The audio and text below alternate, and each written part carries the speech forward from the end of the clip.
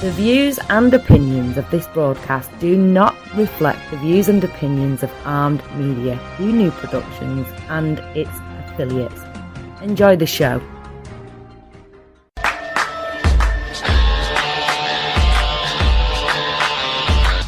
I'm your darkest dream. They call me devil. My heart is empty. They call me devil, and you should be afraid. It's Friday again on Armed Radio, and I'm your host, Kasy, for this week's episode of Betrayal. Now, every week I'm going to be presenting to you guys a new and interesting story of betrayal. So hopefully you guys will like this story, and, it's going to be an interesting one. So please enjoy this episode of Betrayal.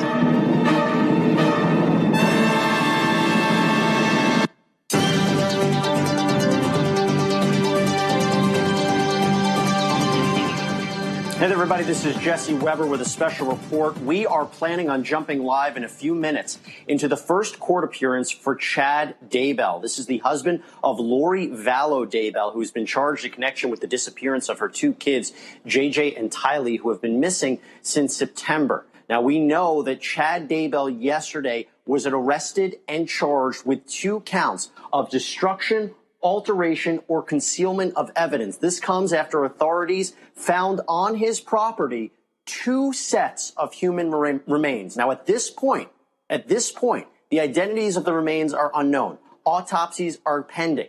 However, we heard from the Rexburg mayor out in Idaho that he said or seemed to suggest that these bodies were in fact the kids.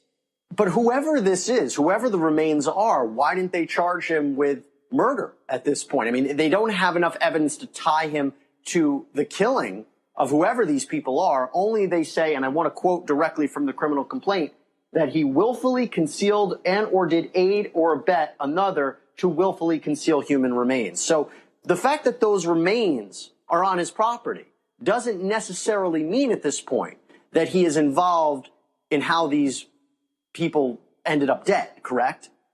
That's exactly right, Jesse. It could very well be that Lori Vallow killed the children and he's an accessory after the fact and he helped her to dispose of the bodies. We'll have to see what the evidence says, but I think right now they're holding off until they know more specifically. Clearly, they need to know who these remains are. All right, and if you're just joining us, we're waiting to jump live into Chad Daybell's first court appearance. With the COVID-19 restrictions, it's going to look a lot different. For one, a lot of it's going to be remote. I believe the prosecutor won't even be there. But I'll tell you what, before we jump into what we can expect as we go live, I want to turn to the press conference yesterday where these new developments were announced. And I got to tell you, this came out of nowhere because we were waiting to see if there would be a development in the Lori Vallow Daybell saga, if we would have a development about what happened to these kids. Sadly, at this point, we are all thinking the worst, and clearly the mayor is assuming the worst. But let's go to this press conference from yesterday. So today, the Rexburg Police Department, as well as the Fremont County Sheriff's Department and the FBI conducted a search warrant in the 200 block of North 1900 East in Fremont County. It's also the residence of Chad Daybell, that's a Fremont County resident. During the search of the property, investigators discovered what appeared to be unidentified human remains, and an autopsy will be conducted. Shortly after the remains were discovered, Chad Daybell was taken into custody and booked into the Fremont County Jail. All right, so that's where we are right now. Terry, we're waiting to jump live into this hearing. Now, aside from the fact that a lot of this is going to be remote, I believe it's only going to be the judge and the clerk in the courtroom. What are you expecting? What are you expecting to hear today? How long will this be? What are you going to look out for? Well, I think it's going to be relatively short. I mean, this is a hearing, and oftentimes these hearings don't have much content.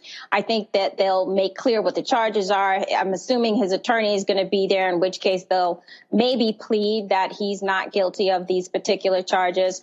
But I think with COVID-19, we're not going to be able to get an inside scoop and be inside the courtroom. But I don't think that it's going to be a very substantive day today. Are you waiting to hear this hearing, and then perhaps we're going to hear more information from authorities? Are they restricted in some way from not saying anything until his first court appearance? In other words, after the court appearance, do you expect to hear anything? I do think we're going to hear more after the court appearance. They could come out and say much more than they already have. I think they're being very careful, and I think that's the wise move to make. You don't want to tip your hat. You don't want to say more than you have already as far as the evidence is concerned. So they're waiting for the hearing. They're waiting to see exactly what the charges are. And then I think they'll come out and make more definitive statements after that. So people might be looking at this and saying, wow, if these are in fact the kids and the remains were found on his property, how come authorities didn't find these remains earlier on? You know, why did it take so long? It wasn't as if they were found in another state. It wasn't as found in a garage. I mean, literally found on his property. So what do you say to people who are wondering, well, you should have looked there at the beginning months ago, or could they not have looked months ago? You know what's interesting about this? It was months ago, but at least it wasn't years ago. For whatever reason, these investigations take a lot of time. We see sometimes that charges aren't brought until years after the fact. So here we have it months after the fact. The children disappeared in September. Here we are in June. We had COVID-19. So I think what I would say to viewers and to the community, generally speaking, this is pretty fast. And, you know, I have to think about the fact that the weather probably played a part in this as well. That's a good point. And I want to ask you about this. Is there a possibility of a defense at this point? Okay, I'm getting word. We'll talk about it after. We can go live into court. Let's go. We're going to go on the record. Good morning here in Fremont County, Idaho. This is the case of CR 2220-755, State of Idaho versus Chad Guy Daybell. This matter is being held at the Fremont County courtroom via Zoom remotely. Mr. Daybell, the defendant, appears with his counsel, Mr. Pryor, at the jail here in Fremont County. Mr. Wood appears remotely from his office. There is the clerk here, there's a court reporter, and there is some IT support that is also on the line. This is the date and time set for an initial appearance. The reason we're holding this hearing remotely via Zoom is due to a order that's been issued by the Supreme Court. In that order, it designates that whenever plausible, hearings are to be held remotely in order to effectuate safety of society and effectuate safety of all employees in the courtroom. In future proceedings, it will be an issue that's addressed case by case and hearing by hearing. That order is dated April 22nd, 2020, and has been issued by the Idaho Supreme Court.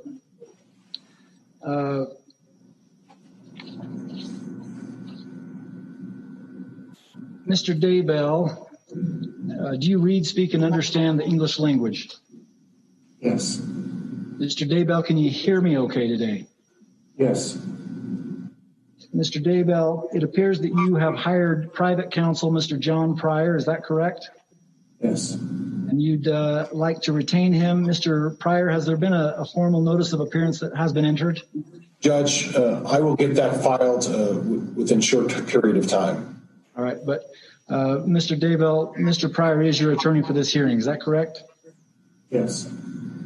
Mr. Daybell, have you seen a notification of rights form that was provided to your counsel prior to the hearing here today? Yes. Do you understand all of your legal rights? Yes. Mr. Daybell, in addition to the rights that were contained in that notification of rights form that was given to you, I'm going to advise you of additional rights under Idaho Criminal Rule 5. Number 1, you have the right to be at the initial appearance or appear via Zoom remotely like you are today. You don't need to make any statements today. You have the right to know what charges are being brought against you. You have the right to bail. You have the right to counsel. And you have all of the other rights that have been presented to you in that notification of rights. Do you have any questions about your rights, Mr. Daybell? I didn't hear your answer. No, he does not.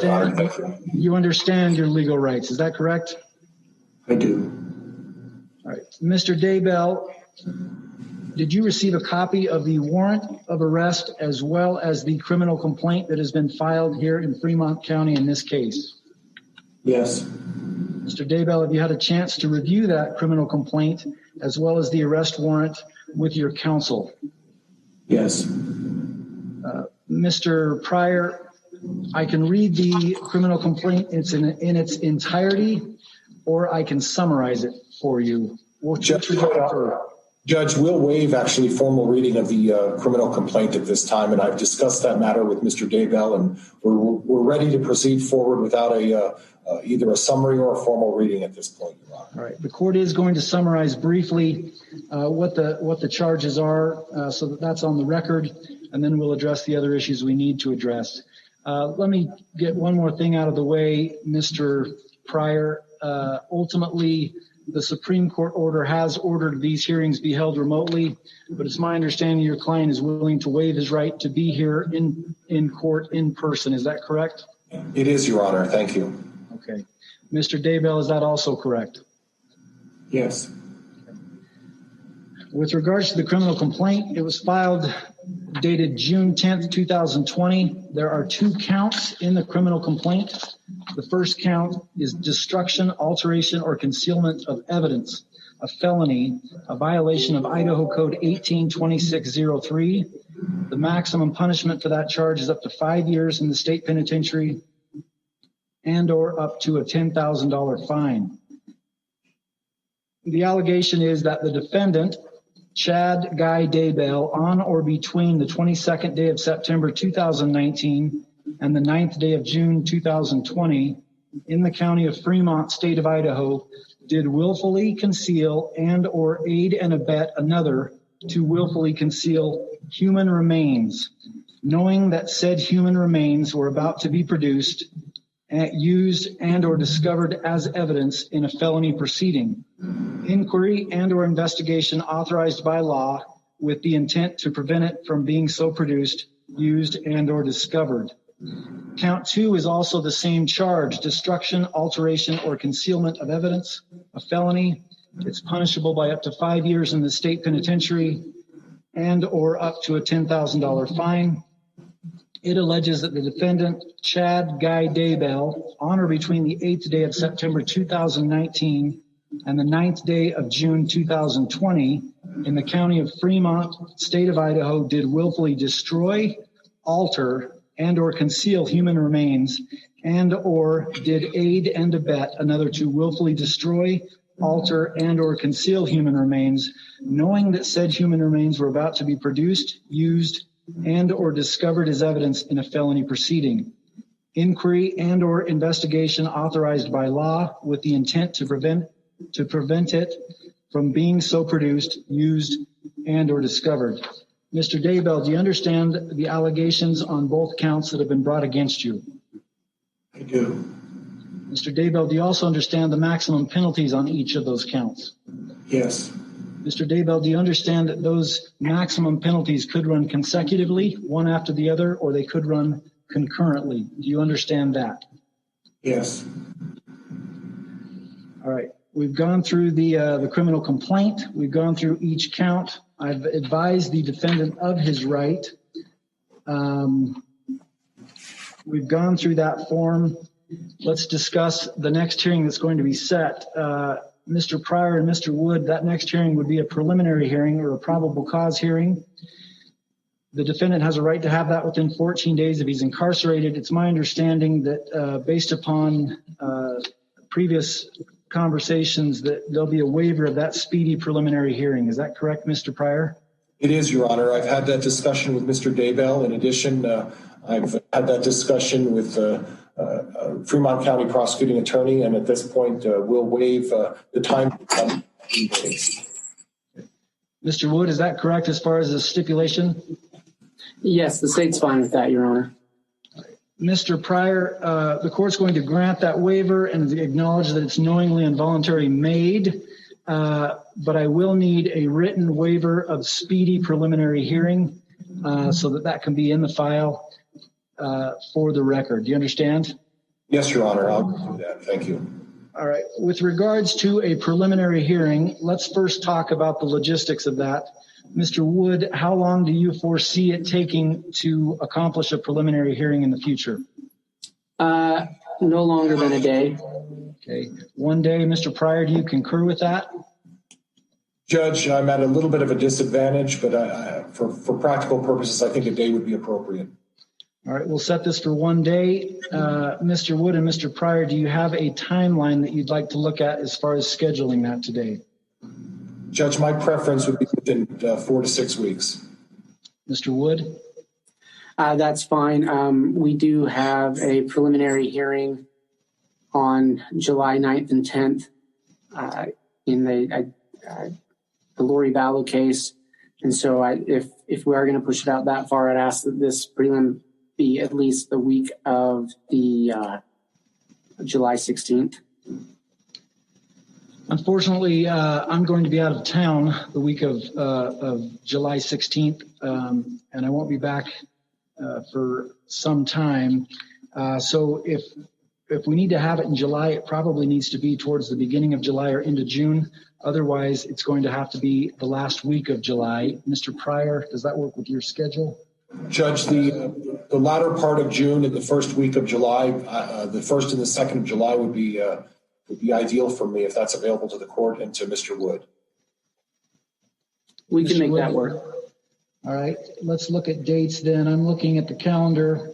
The end of June, it looks like those Monday is the 29th, and then Tuesday is the 30th, and then Wednesday is July 1st, Thursday, July 2nd. Which of those days do both of you prefer? I think the 2nd would be best for the state. Mr. Pryor, does that work for you? Judge, I believe the 2nd falls on a Friday, if I'm not mistaken. So I would like to see if we could do the 1st, and if necessary, we can have the 2nd available in the event this thing runs a little longer, Your Honor. Okay, so the 2nd is a Thursday, Mr. Pryor, but I appreciate that you would like to have extra time if it does go over. So if we set it for the 1st, Mr. Wood, can we do that? And then if it spills over into the 2nd, we'll make sure that date's available. That'd be fine. Okay. We'll set that then July 1st and July 2nd for the preliminary hearing or the probable cause hearing. Lastly, the court has issued the arrest warrant. The court designated that it would address bond and or bail at the hearing set today. And so I'd like to hear argument from both parties regarding bail. So why don't I hear from the state first, and then I'll hear from the defense. Thank you, Your Honor. The state is requesting that bail be set at $1 million. While we recognize that felony concealing of evidence only has a maximum sentence of 5 years per charge, I think the background and context of this case necessitates a higher bail. One of the primary reasons we are asking that bail be set in that amount is that the evidence that has been concealed in this case, it's not simply a document, drugs, a gun. These are human remains. And we can, although those remains have not yet been positively identified, we are aware that those remains are the remains of children, which we believe is an aggravating factor. We have asked that the probable cause affidavit be sealed, but I would ask the court to take note of paragraphs 39 and 40 and the manner of the concealment of one of those bodies, which the state finds to be particularly egregious, both an aggravating factor and bears on on character as Rule 40 as Rule 46 allows us to look at. Your Honor, we understand that the possible sentence on this case is not that long, but knowing what the subject matter is, we find it extremely serious. And we would also note that because of what has been found on Mr. Daybell's property, should he bail out, he has strong incentive to flee. Clearly, this is the beginning now of an investigation into the deaths of children who are found on his property, and so that provides a strong incentive to flee, and we would ask that the bail reflect that. Whatever the court sets as bail, we would ask that the conditions be set that should he bond out, that he be required to wear an ankle monitor, and that his movement be restricted to Madison and Fremont counties. Thank you, Mr. Wood. Mr. Pryor, I'll hear from you next. And Judge, just for purposes of the record, my understanding is the court's allowing us to address this issue of bond, but that in no way limits us in the future to file a further motion for bond if that's necessary. And I believe that's the court's understanding and Mr. Wood's understanding as well, is it not, Judge? Let me make that clear for the record. Because of the nature of timing and such, generally speaking, the court sets a bail based upon a probable cause affidavit, and then if a motion needs to be filed after, it can be filed. I did not set a bail because, frankly, it was timing. And so, correct, Mr. Pryor, I'm going to give you complete ability to file a renewed motion or a first motion to deal with bail, I guess de novo. Is how you could look at that. And so I'm going to set bail today. When you file your motion, the court will definitely give you a hearing for that, and we'll take it and make a decision based upon that. Thank you, Your Honor. But in regards to argument, Your Honor, I would point out that the charges are, as Ms. Ward pointed out, carry a maximum of 5 years. Mr. Daybell is not charged with anything more serious. And quite honestly, for the prosecuting attorney to assume that in the future he may or may not do that, and that we should increase the bail with the idea that in the future there may be something else coming down the pipe is just clearly contrary to what the purpose of bail is. Bail is to assure that Mr. Daybell shows up to court. Bail is to assure that he's not a flight risk, and there's nothing, as far as I'm concerned, in his history that indicates that he's going to flee the jurisdiction. I would refer the court to the affidavit on number 26, and it talks about the last time that they saw the kids. If Mr. Wood's intention is to pursue further charges, my belief is that he would have pursued those. And quite honestly, at this point, the court needs to take consideration of what the current charges are and whether or not Mr. Daybell will show up to court. Mr. Daybell has taken the initiative to hire private counsel. He has shown up to the proceeding today. Obviously, he's in custody. But Judge, when the police showed up at his house last night, Mr. Daybell didn't flee. Mr. Daybell didn't abscond. Mr. Daybell didn't run. Mr. Daybell's intention was, through his counsel, to turn himself into the court if that was something that was going to happen and address these issues. He has every intention of addressing these issues. He has significant family in the community. He has kids that live here. He owns property here. And quite honestly, I disagree with Mr. Wood.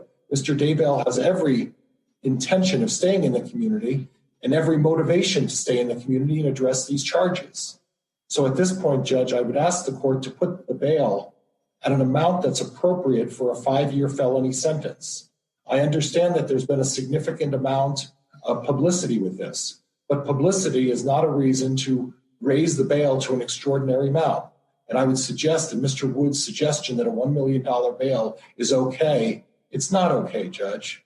A $1 million bail is not okay for a 5-year felony sentence. And if in the future Mr. Wood decides to pursue other charges, I'm sure we'll address this again. But at this point, Your Honor, I think it's important for the court to set a bail at an appropriate amount based on the 2 felony 5-year sentences. I would ask the court for $50,000 on each count for a total of $100,000, Your Honor. Thank you, Mr. Pryor. The court has listened carefully to the argument of both parties. The court has reviewed Idaho Criminal Rule 46, specifically the factors contained in Idaho Criminal Rule 46 under subsection C. There are 10 different factors that the court has looked at. The court has also looked carefully at Idaho Code 192904 and the factors that are designed therein. In looking at the factors in 192904, there are 4 specifically that the legislators have set forth. Number 1, ensuring the appearance of the defendant. Number 2, ensuring the integrity of the court process, including the right of the defendant to bail as constitutionally provided. Ensuring the protection of victims and witnesses. And number 4, ensuring public safety. The court is cognizant that there is an absolute constitutional right to bail provided in both the Idaho Constitution and the U.S. Constitution. The court has taken all of those factors into account, and based upon those factors and the charge, the court is going to set bail in the amount of $1 million. The court notes that the charge is destruction, alteration, and concealment of evidence as pertained in the criminal complaint. I've taken all those factors into account. Specifically, the factor in Rule 46C, subsection 6, which designates I'm to take into account the nature of the current charge and any mitigating or aggravating factors that may bear on the likelihood of conviction and the possible penalty. The underlying charge here is destruction, alteration, and concealment of evidence, and the allegation is that the evidence was human remains of 2 different people. That's an aggravating factor, and the court has taken that into account. If bail is posted, Mr. Pryor, I'm also going to make conditions of bail. Those conditions will be as follows.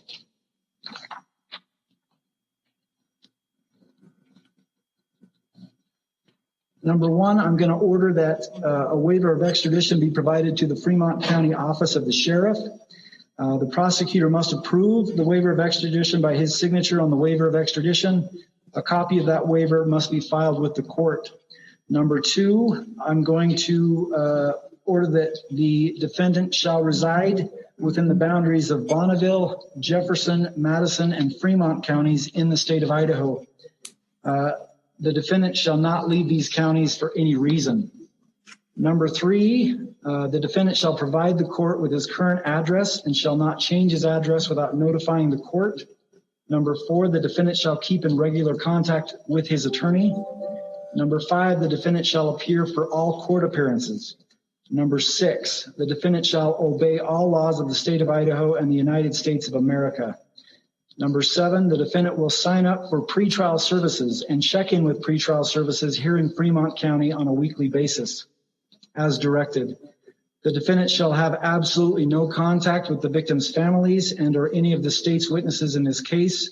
Contact shall include, but be not limited to, verbal contact, written contact, visual contact, text messaging contact, email or internet contact, and or telephonic contact. Such contact shall also include contact through third parties. Number 9, the defendant must wear an ankle monitor 24 hours a day, 7 days a week. He must have the ankle monitor in place before he is released from the Fremont County Jail. Any violations of the geographical limitation imposed herein must be reported immediately to the Fremont County Sheriff's Office and the court. If the defendant is notified that under the order to wear the ankle monitor, intentionally leaving the area of restriction, except for the purpose of obtaining emergency medical care, may be prosecuted as a crime of escape and subject the defendant to penalties under Idaho Code. If the defendant fails to comply with all of these terms, the court may, pursuant to Idaho Criminal Rule 46I and Idaho Code Section 2919, revoke the defendant's release and eligibility for posting of bail. Mr. Daybell, Mr. Pryor, do both of you understand what bail has been set at, as well as any conditions that must be met in order for that bail to be set? Yes, Your Honor. Yes. Mr. Wood, any questions? No, thank you, Your Honor. All right, we'll be in recess for today, pending that preliminary hearing. There will be a few things that need to be worked out, and we're going to go off the record for now, and I'll see everybody back here at the beginning of July. Council will have to communicate regularly, both with the court and with each other, about how this hearing is going to be held, whether it's going to be held remotely or whether it's going to be held in person. Mr. Wood or Mr. Pryor, do either of you wish to address that issue today? Not today, Judge. No, and I can, Mr. Pryor and I can visit and talk about that and see if we can come to an arrangement before we address that issue with the court. All right, I will just state for the record that the court will need to make findings if we're going to do it live in person, and we'll address that at a future hearing on whether or not that's going to take place. With that, we'll be in recess. Thanks, everybody, for appearing. And although the identities have not been released at this point, the autopsies are pending. We heard an interview from the Rexburg mayor who says that he believes the remains are of the kids, and the kids' grandmother just said that she believes at least one pair of remains is that of JJ. So there is a lot to talk about, including today was Chad Daybell's first court appearance. The bail was set at $1 million. Preliminary hearing has been scheduled for July 1st through July 2nd, where I imagine we will learn more evidence. But let's begin at this first court appearance, where we heard from prosecutor Rob Wood, who told us additional details. Take a look. Lastly, the court has issued the arrest warrant. The court designated that it would address bond and or bail at the hearing set today. And so I'd like to hear argument from both parties regarding bail. So why don't I hear from the state first, and then I'll hear from the defense. Thank you, Your Honor. The state is requesting the bail be set at $1 million. While we recognize that felony concealing of evidence only has a maximum sentence of 5 years per charge, I think the background and context of this case necessitates a higher bail. One of the primary reasons we are asking that bail be set in that amount is that the evidence that has been concealed in this case, it's not simply a document, drugs, a gun. These are human remains. And we can, although those remains have not yet been positively identified, we are aware that those remains are the remains of children, which we believe is an aggravating factor.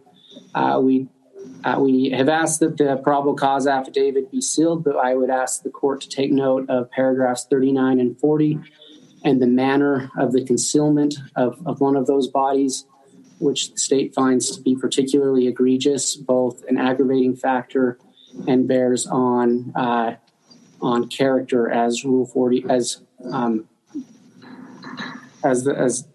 Rule 46 allows us to look at. Your Honor, we understand that the possible sentence on this case is not that long, but knowing what the subject matter is, we find it extremely serious. And we would also note that because of what has been found on Mr. Daybell's property, should he bail out, he has strong incentive to flee.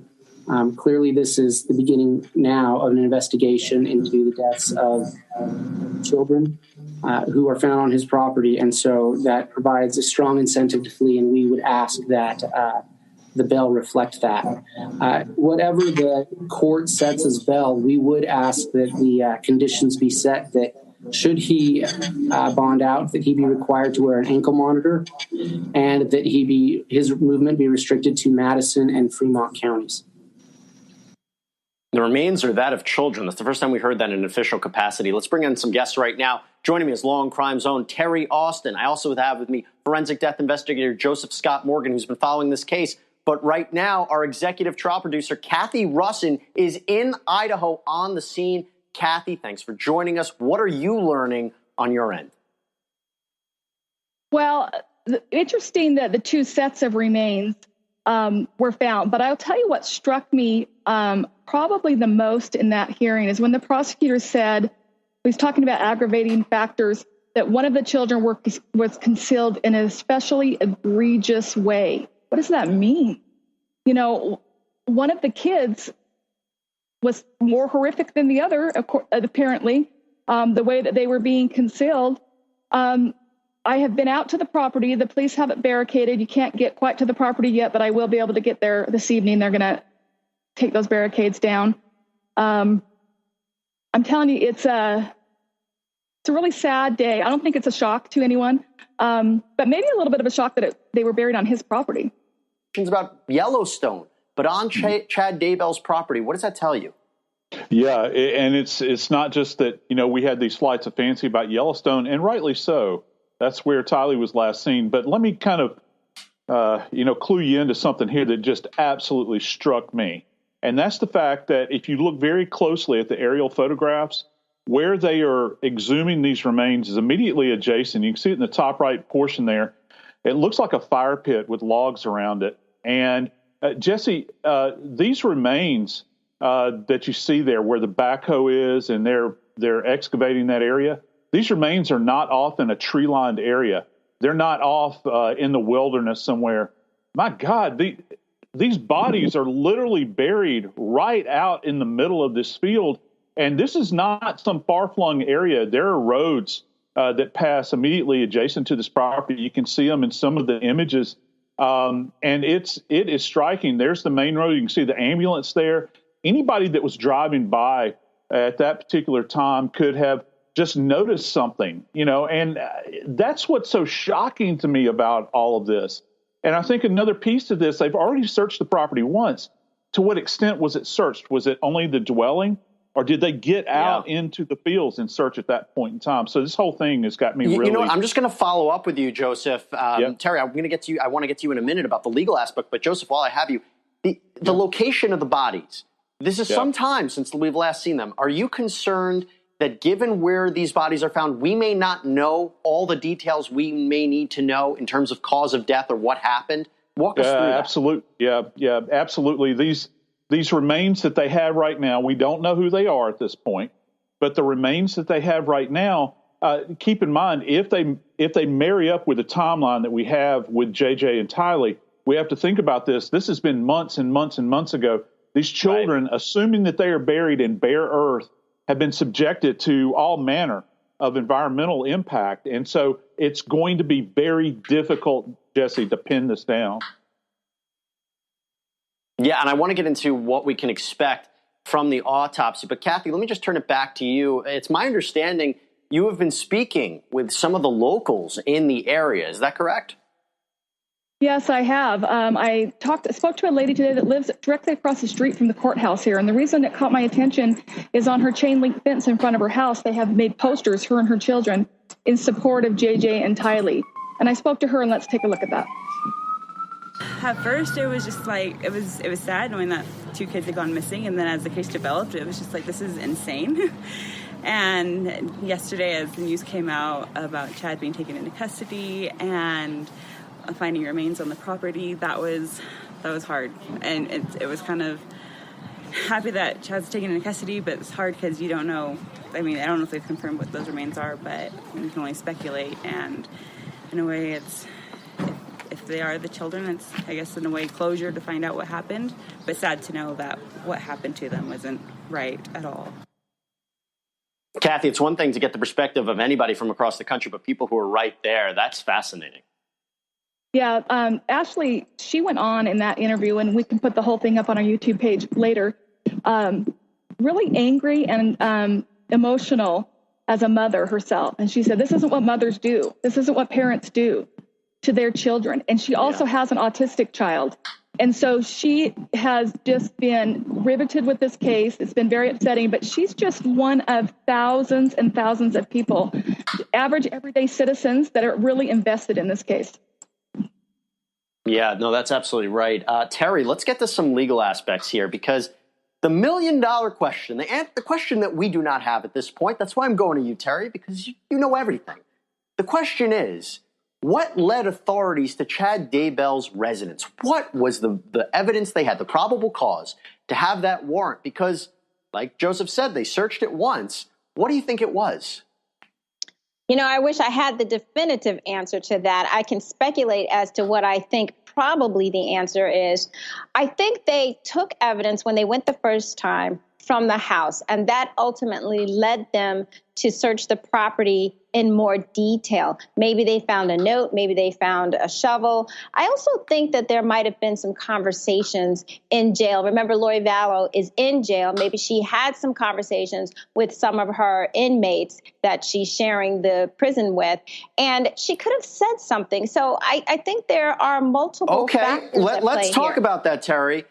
The scenario you just laid out is that she didn't deliberately turn on Chad. Is there the possibility that she did turn on Chad? Because one of the theories could be, and I'm just speculating here, but couldn't she have, we don't know what happened to the kids yet. We don't know who these bodies are. We don't know the cause of death. But is it not possible that she was involved and buried the bodies on his property? I mean, that is a theory that keeps coming up as we've learned this. And there's a lot of different theories. But could it be that she's turning on him? Because right now he's not charged with murder.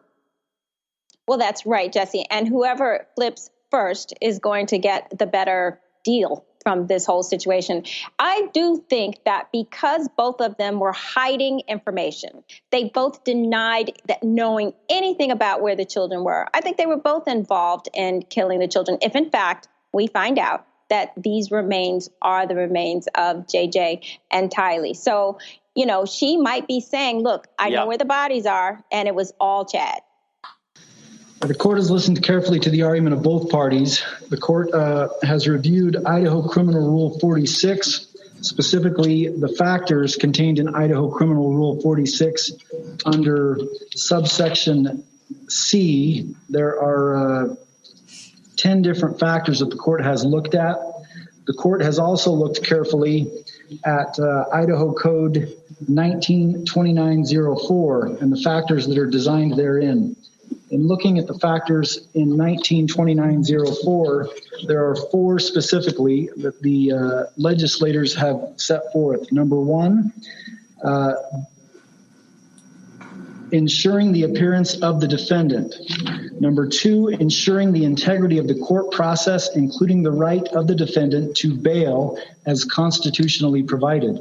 Ensuring the protection of victims and witnesses. And number 4, ensuring public safety.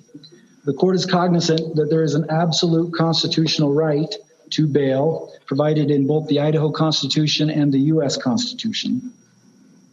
The court has taken all of those factors into account, and based upon those factors and the charge, the court is going to set bail in the amount of $1 million. The court notes that the charge is destruction, alteration, and concealment of evidence as pertained in the criminal complaint. I've taken all those factors into account, specifically the factor in Rule 46C, subsection 6, which designates I'm to take into account the nature of the current charge and any mitigating or aggravating factors that may bear on the likelihood of conviction and the possible penalty. The underlying charge here is destruction, alteration, and concealment of evidence, and the allegation is that the evidence was human remains of 2 different people. Let's go back, because I still want to focus on what's happening right now. Autopsies have to be performed. When could we get results? Walk us through this process of what's happening right now. Well, a lot of that is going to be dependent upon the condition of the remains. I suspect that we're not going to have what's referred to as a lot of soft tissue left. That is there is going to be greatly degraded. So we're going to be heavily reliant upon the skeletal remains unless these bodies had been held in another location maybe in a frozen area and then buried later. But just judging from the earth around there, Jesse, and again, this is a bird's eye view looking down, it looks like there's a growth of vegetation around that area. Like they may have been there some time. Of course, this is all speculative on my part. But boy, one of the really striking things about this, Jesse, is that many times when you're searching property like this, you'll have various little holes where you dig for samples. Boy, are they laser focused. They went to one specific location. I think that might go back into this idea of information they had relative to this search warrant. They were very specific in where they went. Mm-hmm. And that's the question. What evidence did they have? Kathy, very own executive trial producer Kathy Russin, who's in Idaho. You made the trip from Utah over there. As soon as you heard the breaking news, you've been following this case since the very beginning. What are your thoughts on this development, Kathy? So I have some thoughts on what Terry and Joseph have been talking about. The kids, if these are the kids, they were probably killed in September sometime. And the police executed the first search warrant in January. Well, you got to remember, here, that would have been, I don't know how many feet of snow on his property. So they wouldn't have been able to even dig in January. And now all of a sudden, we're warmed up. So that timing could have something to do with it. They could have uncovered information in that January search from computer searchers or cell phone records or something that gave them an idea. But what Joseph said, they went right to the exact spot. And it is a huge piece of property that he's on. So they definitely had some inside information. But again, that could have came from emails, text messages, something on Chad's part. So at this point, we don't know. When Terry talked about Lori maybe talking, I would always say that that's a great possibility in a situation like this, except for Lori and Chad. They're different. They believe they've been married in multiple lifetimes before this. They believe that they are sealed for all of eternity. Their belief system, I would highly doubt Lori's turning on him. Different. That's one way to explain it, Kathy. Let's go back to what we heard today during the court appearance. And in response, John Pryor, who's now representing Chad Daybell, he was talking about why there should be a lower bail and how it's wrong to assume at this point that his client may be hit with additional charges. That shouldn't be a justification for a higher bail. Take a listen. The allegation is that the defendant, Chad Guy Daybell, on or between the 22nd day of September 2019 and the 9th day of June 2020, in the county of Fremont, state of Idaho, did willfully conceal and or aid and abet another to willfully conceal human remains, knowing that said human remains were about to be produced, used and or discovered as evidence in a felony proceeding, inquiry and or investigation authorized by law with the intent to prevent it from being so produced, used and or discovered. Count 2 is also the same charge, destruction, alteration, or concealment of evidence, a felony. It's punishable by up to 5 years in the state penitentiary and or up to a $10,000 fine. It alleges that the defendant, Chad Guy Daybell, on or between the 8th day of September 2019 and the 9th day of June 2020 in the county of Fremont, state of Idaho, did willfully destroy, alter, and or conceal human remains, and or did aid and abet another to willfully destroy, alter, and or conceal human remains, knowing that said human remains were about to be produced, used, and or discovered as evidence in a felony proceeding. Inquiry and or investigation authorized by law with the intent to prevent it from being so produced, used, and or discovered. Mr. Daybell, do you understand the allegations on both counts that have been brought against you? I do. Mr. Daybell, do you also understand the maximum penalties on each of those counts? Yes. Mr. Daybell, do you understand that those maximum penalties could run consecutively, one after the other, or they could run concurrently? Do you understand that? Yes.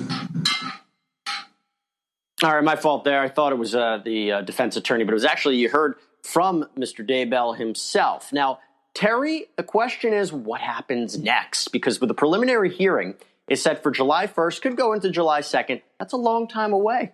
What are you looking to maybe happen between now and that time? Well, I can tell you what I hope happens, Jesse. I hope that they find out from the autopsy report that this is, in fact, the remains of the two children. Because if that is the case, then they will be able to increase the charges against both Lori and Chad, for that matter. Because these two charges, as you just heard the judge state, they only carry imprisonment of 5 years, unless, of course, it's not concurrent and it's consecutive. I suppose he could get 10 years. But, Terry, murder. Let me just stop you. I have a quick question. Mm-hmm. Are you not surprised that they weren't initially charged, that he wasn't initially charged with murder, that Lori has not been charged with anything at this point? Because we've seen cases before where people are charged with murder and there's no body. And so the question is, to charge them at this point, you're saying is too early, Lori or Chad?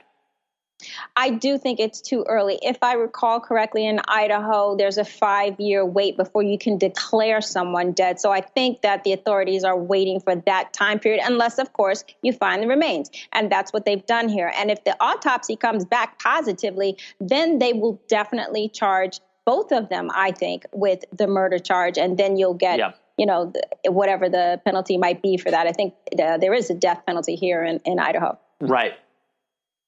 Kasy, want to go to you, about 30 seconds. What's happening next from where you're at? Well, I'm going to be hanging out here until Friday. We assume there'll be more press conferences and more information coming out. I'm going to be hanging around Chad Daybell's property. We do expect authorities to speak to the media. Again, they've not announced a time, but I am sure that's coming. The bodies are being transported this afternoon or tonight to the medical examiner's office. So the autopsies wouldn't even start until tomorrow. Y'all, that was just 11 hours ago, which would have been Thursday. This is now Friday on the Daybell case. And so that autopsy would be happening the day of this show, and over the weekend perhaps, or even on Monday of next week. So this is an ongoing case about the disappearance of these children. And me personally, I thought that they probably pushed him into one of those geysers, which is incredibly boiling hot water, and you would never find the body because the body would have boiled away. And of course, no one would be able to go and retrieve a body from there, because the people at Yellowstone who do not listen to or observe the warning signs and actually try to get to the boiling hot springs, they perish, burning. And of course, there's nothing anyone can do. They just have to simply watch this person perish. And they can't retrieve a body or anything because it's boiling hot water. They're boiled alive within a matter of minutes. So the fact is these bodies were found on the Daybell property and whatnot, and that the condition of said bodies were in such, they've been missing since September. Pretty much when you don't find a person within the first 48 hours, it's usually a recovery situation at that point in many cases.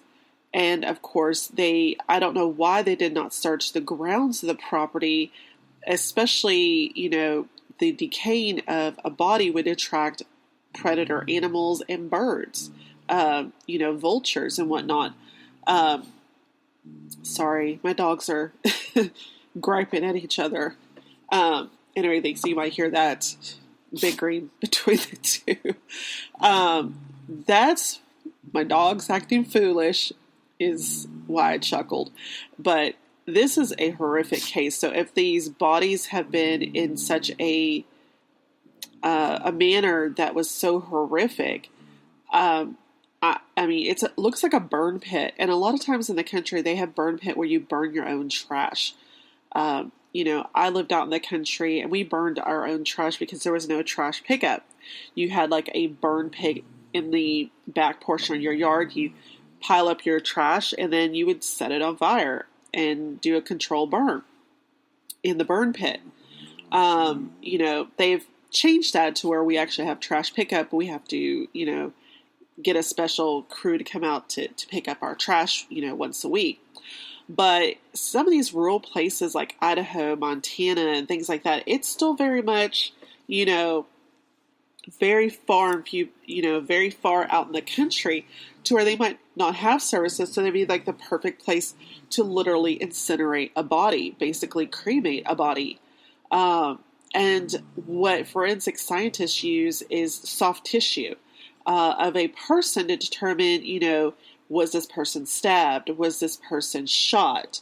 Where was the entrance and exit wound of this? But if the blunt force trauma was so severe that it cracked a skull or, there's some sort of damage to the bone, they can see, okay, this is what has happened.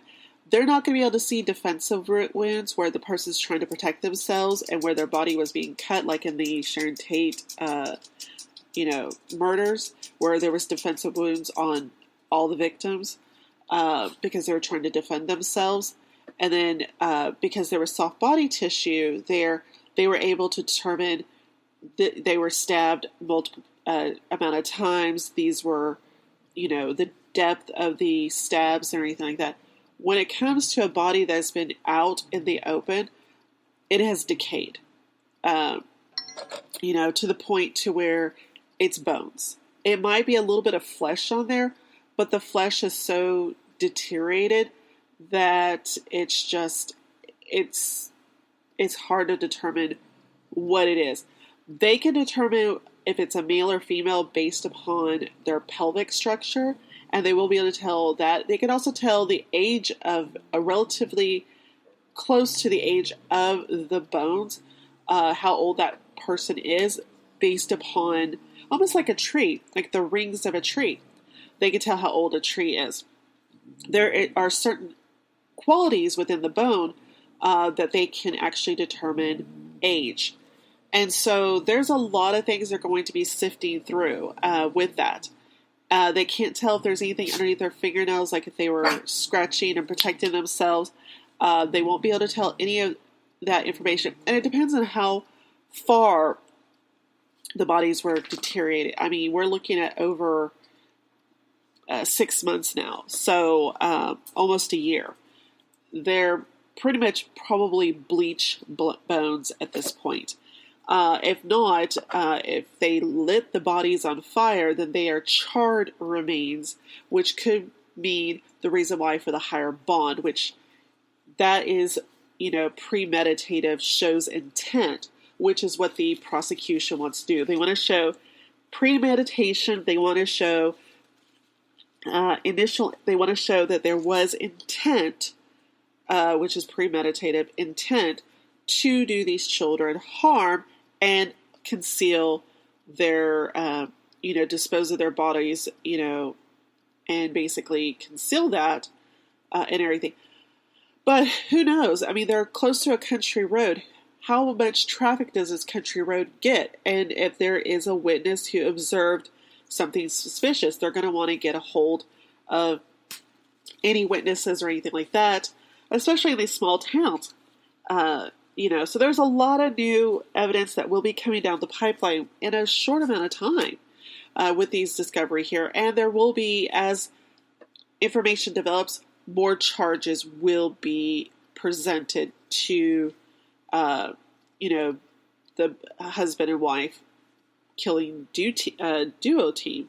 So they're in hot water, and it's not going to go away anytime soon. So their goose is cooked. I mean, they might as well confess, but they are not confessing, and they're not cooperating. So, the law enforcement, the prosecution really have their work cut out for them. But, it depends on how good the prosecutor is, whether they will get, how much of a conviction they will get out of these two, corrupt individuals. But that is our show for today, you guys. I hope you guys enjoyed listening to courtroom testimony, and I will be back next week. You guys be safe out there. Bye-bye now.